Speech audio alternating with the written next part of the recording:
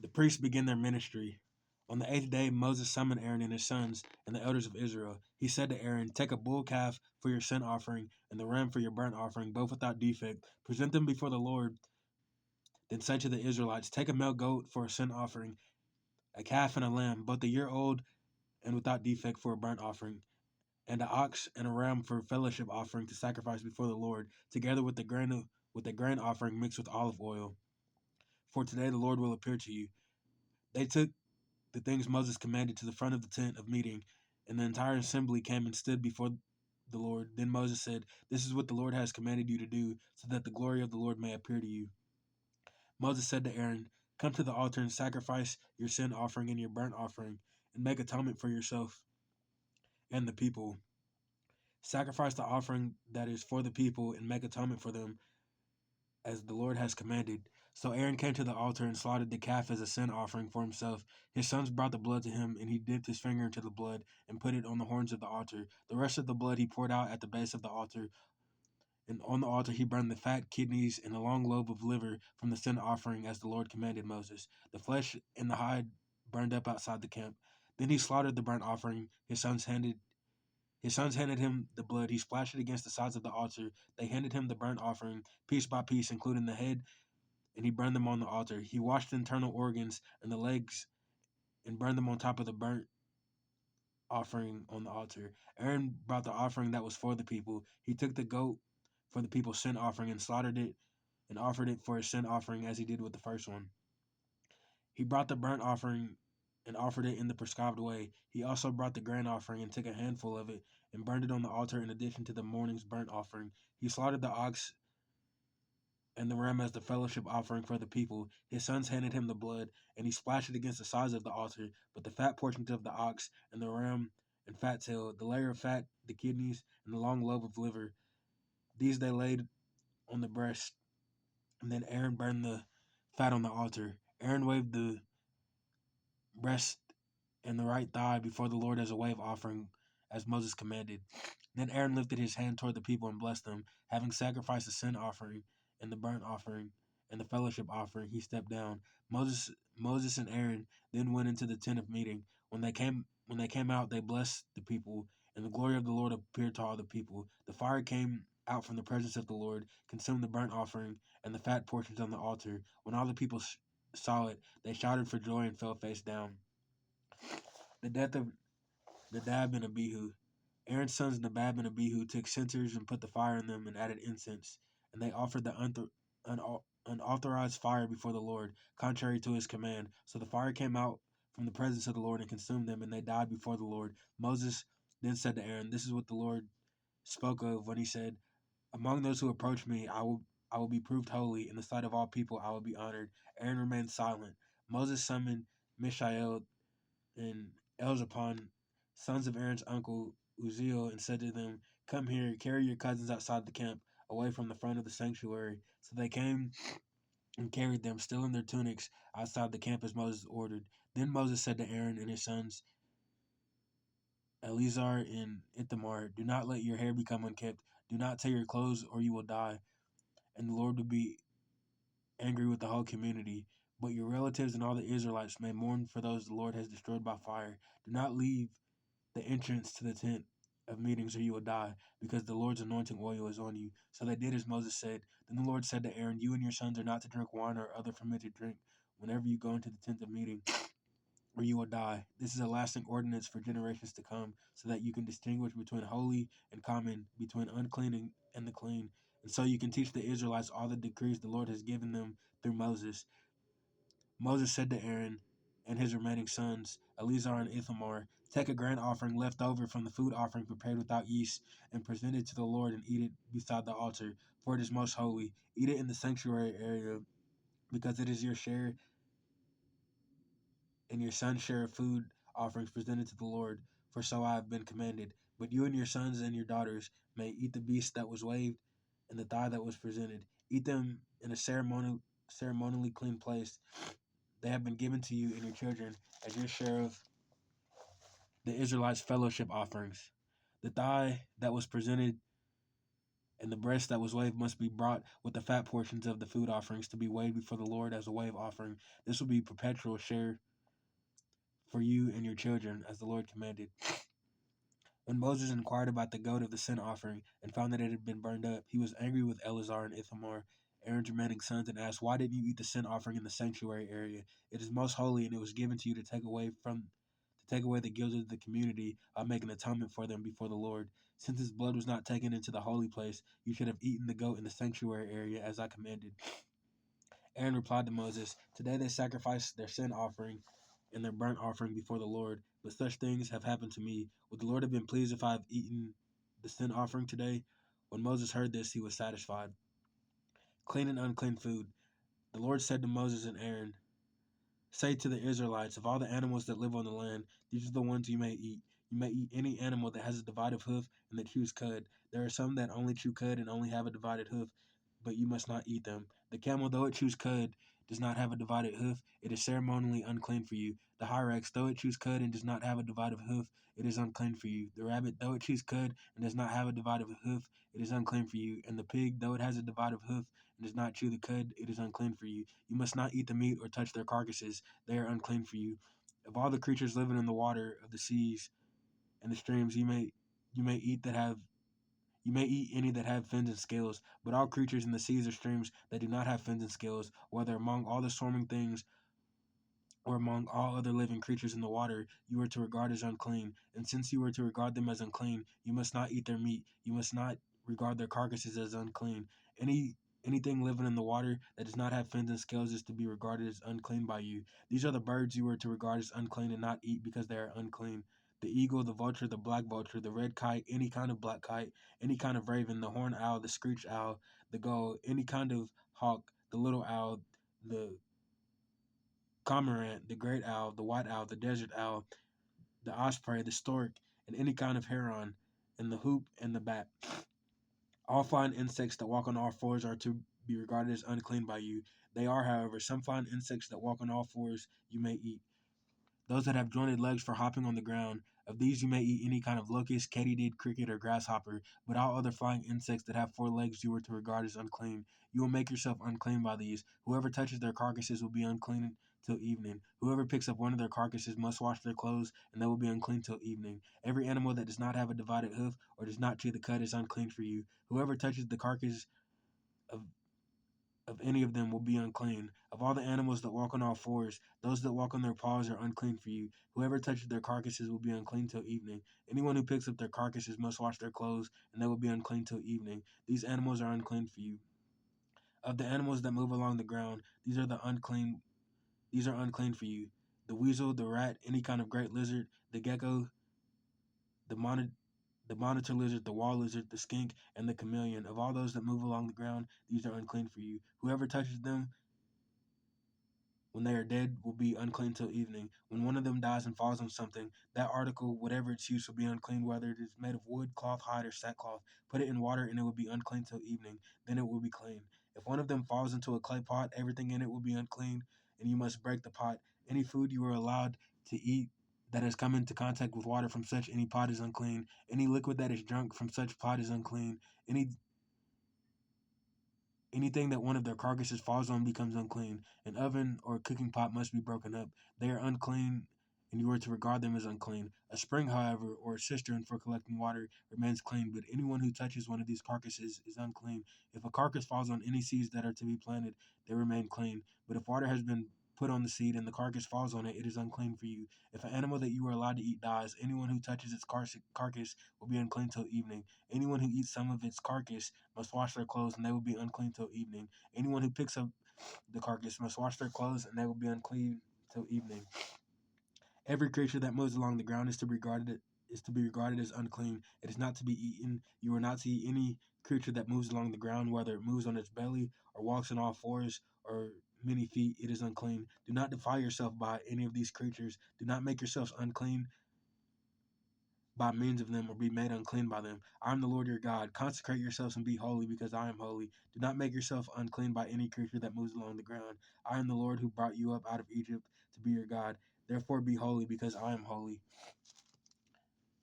These are the regulations concerning animals, birds, and every living thing that moves about in the water, and every creature that moves along the ground. You must distinguish between the unclean and the clean, between the living creatures that may be eaten and those that may not be eaten. Purification after childbirth. The Lord said to Moses, "Say to the Israelites, a woman who becomes pregnant and gives birth to a son will be ceremonially unclean for 7 days, just as she is unclean during her monthly period. On the eighth day, the boy is to be circumcised. Then the woman must wait 33 days to be purified from her bleeding. She must not touch anything sacred or go to the sanctuary until the days of her purification are over. If she gives birth to a daughter for 2 weeks, the woman will be unclean as during her period. Then she must wait 66 days to be purified from her bleeding. When the days of her purification for a son or daughter are over, she is to bring to the priest the entrance to the tent of meeting, a year-old lamb for a burnt offering, and a young pigeon or a dove for a sin offering. He shall offer them before the Lord and make atonement for her, and then she shall be ceremonially clean from her flow of blood. These are the regulations for the woman who gives birth to a boy or girl. But if she cannot afford a lamb, she is to bring 2 doves or 2 young pigeons, one for a burnt offering and the other for a sin offering. In this way, the priest will make atonement for her, and she will be clean. Regulations about defiling skin diseases. The Lord said to Moses and Aaron, when anyone has a swelling or a rash or a shiny spot on their skin that may be a defiling skin disease, they must be brought to Aaron, the priest, or one of his sons who is a priest. The priest is to examine the sore on the skin, and if the hair in the sore has turned white and the sore appears to be more than skin deep, it is a defiling skin disease. When the priest examines that person, he shall pronounce them ceremonially unclean. If the shiny spot on the skin is white, but does not appear to be more than skin deep, and the hair in it has not turned white, the priest is to isolate the affected person for 7 days. On the seventh day, the priest is to examine them. If he sees that the sore is unchanged and is not spreading the skin, he is to isolate them for another 7 days. On the seventh day, the priest is to examine them again, and if the sore is faded and the spot is not spreading the skin, the priest shall pronounce them clean. It is only a rash. They must wash their clothes, and they will be clean. But if the rash does spread in their skin, after they have shown themselves to the priest to be pronounced clean, they must appear before the priest again. The priest is to examine that person, and if the rash has spread in the skin, he should pronounce them unclean. It is a defiling skin disease. When anyone has a defiling skin disease, they must be brought to the priest. The priest is to examine them, and if there is a swelling in the skin that has turned the hair white, and if there is raw flesh in the swelling, it is a chronic skin disease, and the priest shall pronounce them unclean. He is not to isolate them because they are already unclean. If the disease breaks out over their skin, and so as far as the priest can see, it covers all the skin of the affected person from head to foot, the priest is to examine them, and if the disease has covered their whole body, he should pronounce them clean. Since it since it is all turned white, they are clean. But whenever raw flesh appears on them, they will be unclean. When the priest sees the raw flesh, he shall pronounce them unclean. The raw flesh is unclean. They have a defiling skin disease. If the raw flesh changes and turns white, they must go to the priest. The priest is to examine them, and if the sores have turned white, the priest shall pronounce the affected person clean, and they will be clean. When someone has a boil on their skin and it heals in the place where the boil was, a white swelling or reddish white spot appears, they must present themselves to the priest. The priest is to examine it, and if it appears to be more than skin deep, and the hair in it has turned white, the priest shall pronounce that person unclean. It is a defiling skin disease that is broken out where the boil was. But if when the priest examines it there is no white hair, and it is not more than skin deep, and is faded, the priest is to isolate them for 7 days. If it is spreading in the skin, the priest shall pronounce them unclean. It is a defiling skin disease. But if the spot is unchanged and has not spread, it is only a scar from the boil, and the priest shall pronounce them clean.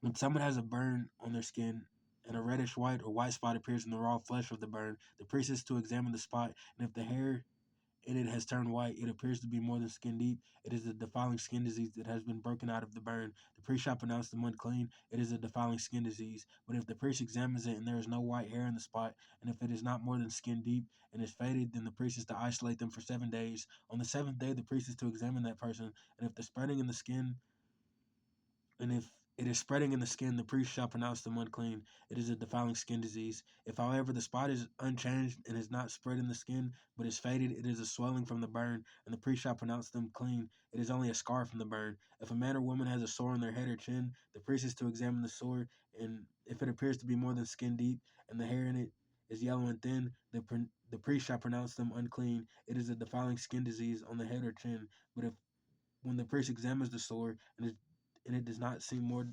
and it does not seem to be more than skin deep, and there is no black hair in it, the priest is to isolate the affected person for 7 days, and on the seventh day the priest is to examine the sore, and if it is not spread, there is no yellow hair in it, and it does not appear to be more than skin deep, then the man or woman must shave themselves except for the affected area, and the priest is to keep them isolated another 7 days. On the seventh day, the priest is to examine the sore, and if it is not spread in the skin and appears to be no more than skin deep, the priest shall pronounce them clean. They must wash their clothes, and they will be clean. But if the sore does not spread in the skin after they are pronounced clean, the priest is to examine them, and if he finds the sore has spread in the skin, he does not need to look for yellow hair. They are unclean. If, however, the sore is unchanged so far as the priest can see, and if black hair has grown in it, the affected person is healed. They are clean, and the priest shall pronounce them clean. When a man or woman has white spots on the skin, the priest is to examine them, and if the spots are dull and white, it is a harmless rash that is broken out of the skin. They are clean. A man who has lost his hair and is bald is clean. If he has lost his hair from the front of his scalp and has a bald forehead, he is clean. But if he has a reddish white sore on his bald head or forehead, it is a defiling skin disease breaking out on his head or forehead. The priest is to examine him, and if the swollen sore on his head or forehead is reddish white like a defiling skin disease, the man is diseased and unclean.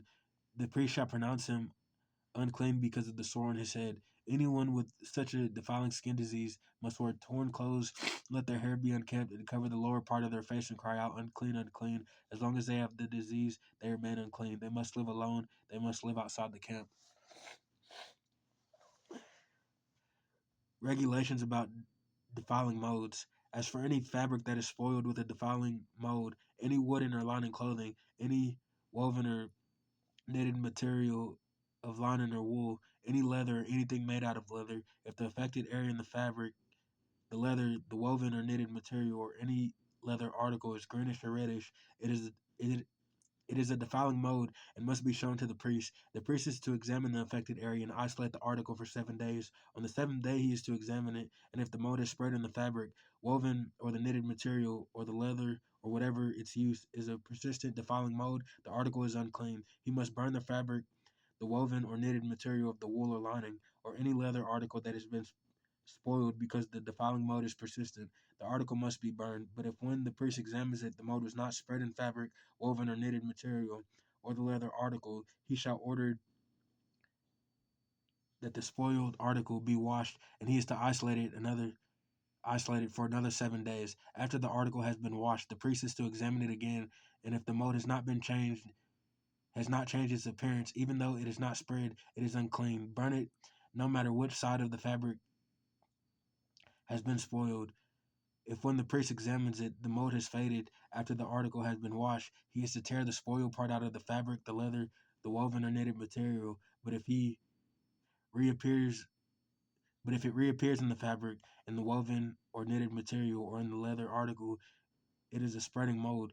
Whatever has the mold must be burned. Any fabric or woven or knitted material or any leather article that has been washed is rid of the mold and must be washed again. Then it will be clean. These are the regulations of the concerning defiling molds in woolen or lining clothing, woven or knitted material, or any leather article, from pronouncing them clean or unclean.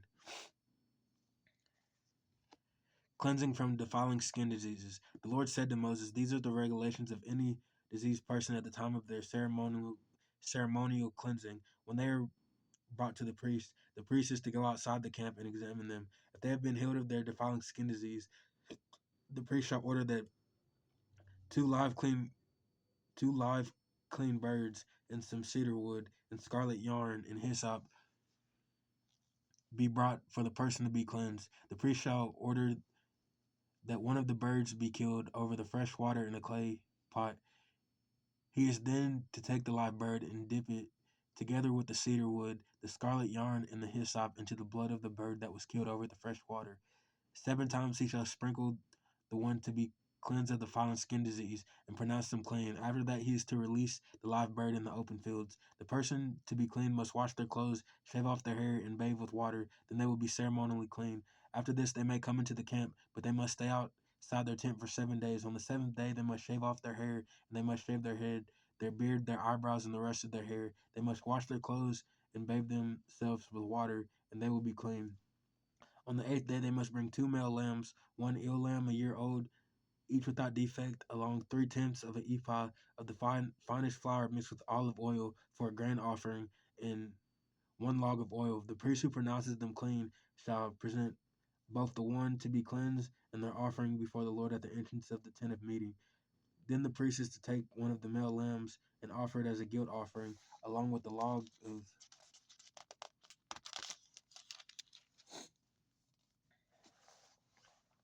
oil. He shall wave them before the Lord as a wave offering. He is to slaughter the lamb in the sanctuary area where the sin offering and take the burnt offering are slaughtered like the sin offering. The guilt offering belongs to the priest. It is most holy. The priest is to take some of the blood of the guilt offering and put it on the lobe of the right ear of the one to be cleansed, on the thumb of the right hand, and on the big toe of the right foot. The priest shall take some of the log of the oil and pour it on the palm of his own left hand, and dip his right forefinger into the oil of his palm, and with his finger sprinkle some of it before the Lord 7 times. The priest is to put some of the oil remaining in his palm on the lobe of the right ear of the one to be cleansed, on the thumb of the right hand, and on the big toe of the right foot, on top of the blood of the guilt offering. The rest of the oil in his palm the priest shall put on the head of the one to be cleansed, and make atonement for them before the Lord. Then the priest is to sacrifice the sin offering, and make atonement for the one to be cleansed from their uncleanness. After that the priest shall slaughter the burnt offering and offer it on the altar together with the grain offering, and make atonement for them, and they will be clean. If, however, they are poor and cannot afford these, they must take 1 male lamb as a guilt offering to be waved to make atonement for them, together with 1/10 of an ephah of the finest flour mixed with olive oil for a grain offering, a log of oil, and 2 doves of 2 young pigeons, such as they can afford for a sin offering, and the other a burnt offering. On the 8th day they must bring them for their cleansing to the priest at the entrance to the tent of meeting before the Lord. The priest is to take the lamb for the guilt offering together with the log of oil, and wave them before the Lord as a wave offering. He shall slaughter the lamb for the guilt offering, and take some of its blood and put it on the lobe of the right ear of the one to be cleansed, one on the thumb of the right hand, and one on the big toe of the right foot. The priest is to pour some of the oil into the palm of his own left hand, and with his right forefinger sprinkle some of the oil from his palm 7 times before the Lord. Some of the oil in his palm is to be put on the same places he put the blood of the guilt offering, on the lobe of the right ear of the one to be cleansed, on the thumb of the right hand, and on the big toe of the right foot. The rest of the oil in his palm the priest shall put on the head of the one to be cleansed, to make atonement for them before the Lord. Then he shall sacrifice the doves or the young pigeons, such as the person can afford, one as a sin offering and the other as a burnt offering, together with the grain offering. In this way the priest will make atonement before the Lord on behalf of the one to be cleansed. These are the regulations for anyone who has a defiling skin disease and who cannot afford the regular offerings for their cleansing.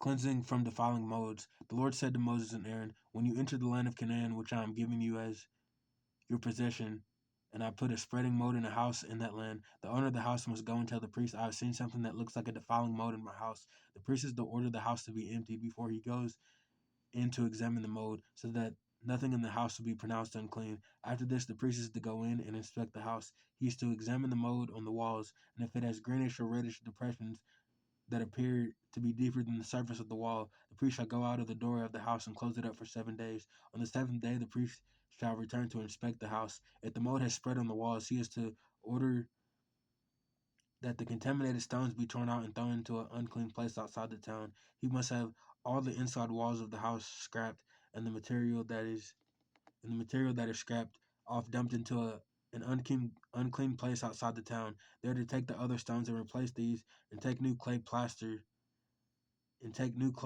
the house. If the defiling mold reappears in the house after the stones have been torn out and the house scraped and plastered, the priest is to go and examine it. And if the mold has spread in the house, it is a persisting defiling mold. The house is unclean. It must be torn down, its stones, timbers, and all the plaster, and taken out of the town to an unclean place. Anyone who goes into the house will be closed up and will be unclean until evening. Anyone who sleeps or eats in the house must wash their clothes. But if the priest comes to examine it and the mold has not spread after the house has been plastered, he shall pronounce the house clean, because the defiling mold is gone. To purify the house, he is to take 2 birds, some cedar wood, scarlet yarn, and hyssop. He shall kill one of the birds over fresh water in a clay pot. Then he is to take the cedar wood, hyssop, and scarlet yarn, and the live bird, and dip them into the blood of a dead bird and the fresh water, and sprinkle the house 7 times. He shall purify the house with the bird's blood and the fresh water, the live bird, the cedar wood, and the hyssop, and the scarlet yarn. He is to release the live bird in the open fields outside the town. In this way he will make atonement for the house, and it will be clean. These are the regulations for any defiling skin disease, for a sore, for defiling moles in fabric or in a house, and for a swelling rash or any shiny spot, to determine when something is clean or unclean. These are the regulations for defiling skin diseases and defiling molds. Discharges for causing uncleanness. The Lord spoke to Moses and Aaron. The Lord said to Moses and Aaron, "Speak to the Israelites and say to them, when any man has an unusual body discharge, such a discharge is unclean, whether it continues flowing from his body or is blocked.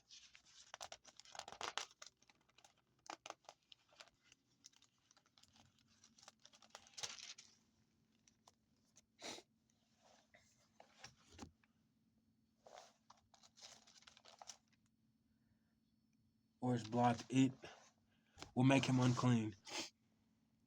This is how his discharge will bring about uncleanness. Any bed that the man with the disease or discharge lies on will be unclean, and anything he sits on will be unclean. Anyone who touches his bed must wash their clothes and bathe with water, and they will be unclean till evening. Whoever sits on anything that the man with the discharge sat on must wash their clothes and bathe with water, and they will be unclean till evening. Whoever touches the man who has discharge must wash their clothes and bathe with water. They will be unclean till evening. If the man with the discharge spits on anyone who is unclean, they must wash their clothes and bathe with water, and they will be unclean till evening. Everything the man sits on when riding will be unclean, and whoever touches any of the things that were under him will be unclean till evening. Whoever picks up those things must wash their clothes and bathe with water, and they will be unclean till evening. Anyone the man with the discharge touches without rinsing his hands, the water must wash their clothes and bathe with water, and they will be unclean till evening. A clay pot that the man touches must be broken, and any wooden article is to be rinsed with water. When a man is cleansed from his discharge, he is to count off 7 days for his ceremonial cleansing, and he must wash his clothes and bathe himself with fresh water, and he will be clean. On the 8th day he must take 2 doves or 2 young pigeons and come before the Lord to the entrance to the tent of meeting and give them to the priest. The priest is to sacrifice them, the one for a sin offering and the other for a burnt offering. In this way he will make atonement before the Lord for the man because of his discharge. When a man has an emission of semen, he must bathe his whole body with water, and he will be unclean till evening. Any clothing or leather that has semen on it must be washed with water, and it will be unclean till evening. When a man has sexual relations with a woman, and there is an emission of semen, both of them must bathe with water, and they will be unclean till evening. When a woman has a regular flow of blood, the impurity of her monthly period will last 7 days. Anyone who touches her will be unclean till evening. Anything she lies on during her period will be unclean, and anything she sits on will be unclean. Anyone who touches her bed will be unclean. They must wash their clothes and bathe with water, and they will be unclean till evening. Anyone who touches anything she sits on will be unclean, and they must wash their clothes and bathe with water, and they will be unclean till evening. Whether it is the bed or anything she was sitting on, when anyone touches it, they will be unclean till evening. If a man has sexual relations with her on her monthly flow and touches him, he will be unclean for 7 days. Any bed he lies on will be unclean. When a woman has a discharge of blood for many days at a time, other than her monthly period, or has discharge that continue that continues beyond her period, she will be unclean as long as she is the discharge, just as in the days of her period. Any bed she lies on while her discharge continues will be unclean, as is her bed during her monthly period, and anything she sits on will be unclean, as during her period. Anyone who touches them will be unclean. They must wash their clothes and bathe with water, and they will be unclean till evening. When she is cleansed from her discharge, she must count on 7 days, and after that she will be ceremonially clean. On the 8th day she must take 2 doves, 2 young pigeons, and bring them to the priest at the entrance of the tent of meeting. The prince is to sacrifice one for a sin offering and the other for a burnt offering. In this way he will make atonement for her before the Lord for the uncleanness of her discharge. You must keep the Israelites separate from things that make them unclean, so they will not die in their uncleanness for defiling my dwelling place, which is among them. These are the regulations for a man with a discharge, for anyone made unclean by an emission of semen, for a woman on her in her monthly period, for a man with a discharge, and for a man who has sexual relations with a woman who is ceremonially unclean.